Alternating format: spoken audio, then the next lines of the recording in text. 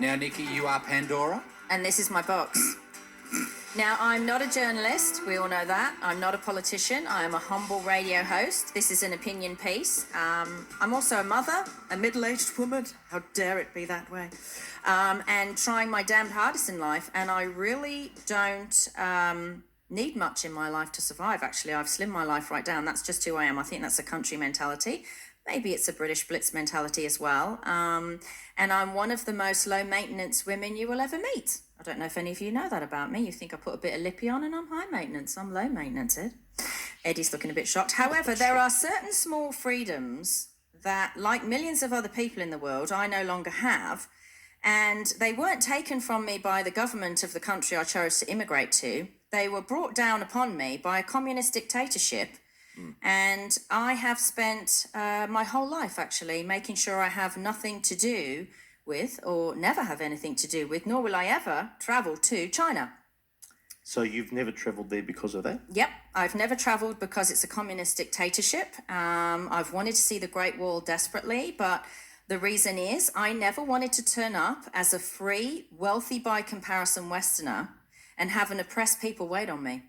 Because as a model, I did travel to a lot of countries where people who were quite poor were working in the hotels and waiting on you and offering you massages on the beach.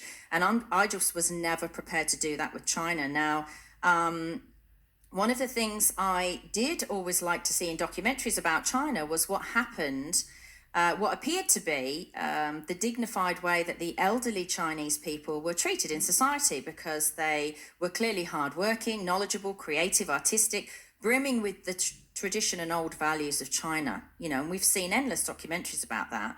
And I think the reason I liked it is because the West generally is obsessed with youth, that we do know. And China seemed to very much value their older citizens. Then in November 2013, China realized that not only was it an aging population and therefore a financial burden, that they were also lacking in young workers, particularly young workers coming up for all their products in factories that say made in China, which we all seem to love. So China then in November 2013 lifted the ban on people only being able to have one baby, and they allowed couples to have 2 children if one of the parents was an only child. Bit weird, but okay, don't quite understand that, didn't look into why that was the case. And so here we are in 2020, facing a Chinese-born virus, COVID-19, which conveniently kills at higher numbers elderly. Now, I don't need a leaked government document to spell out to me what's happened here. It's pretty clear to me as a person. I was a history major at school, and if I know one thing to be true, it's that the best predictor of future behaviour is past behaviour. And in 2002, China brought the world SARS. SARS, if you don't know, means severe acute respiratory syndrome. And this was the first draft of the coronavirus. Now, SARS had 8,098 cases and 774 deaths. So obviously a lot less fatal than the current virus that we have. You know, and the World Health Organization in 2003 declared that SARS was from Chinese people cooking and eating bats and wild animals. Yep, in South China. In South China. So did any of that send out any red flags to the Western world that we had SARS and that it was from eating bats? Did any Western governments think about restricting travel or worrying about food hygiene habits or eating habits of the Chinese moving forward after SARS? No. Why do you think that is? We know why that is, don't we?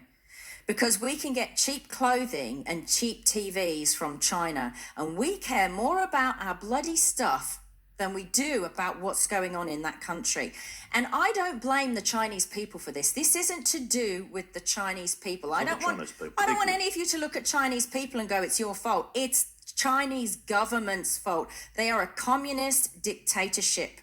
And this is more about the dollar when it comes to the Western countries than it is about health or a potential biohazard, you know, and we don't know. We don't know that now or in the future, we're not looking at an extinction level event because no one is keeping an eye on them.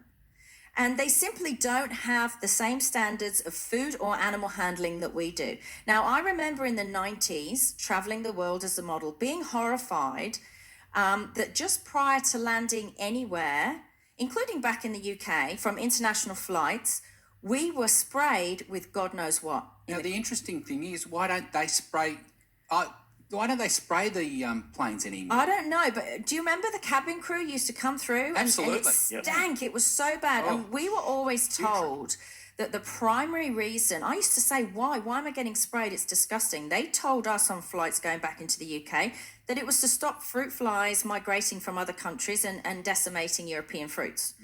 But frankly, it could have been anything. Like, how do we know?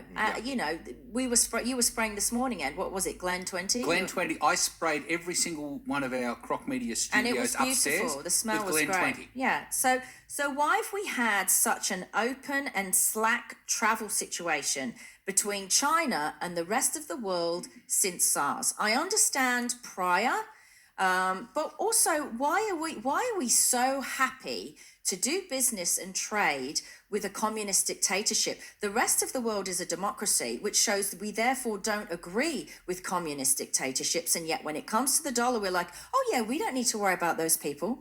And why hasn't the World Health Organization, been watching more closely to see if they've cleaned up their act in China since SARS? Clearly they haven't.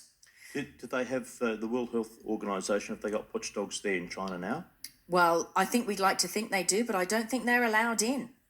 And when it comes to COVID-19, early in December 2019, they knew about this, the 1st of December, and they decided to hide it from the rest of the world and keep letting people jump on planes until the end of December, December 30th. They let us go through Christmas and all the travel that comes with that.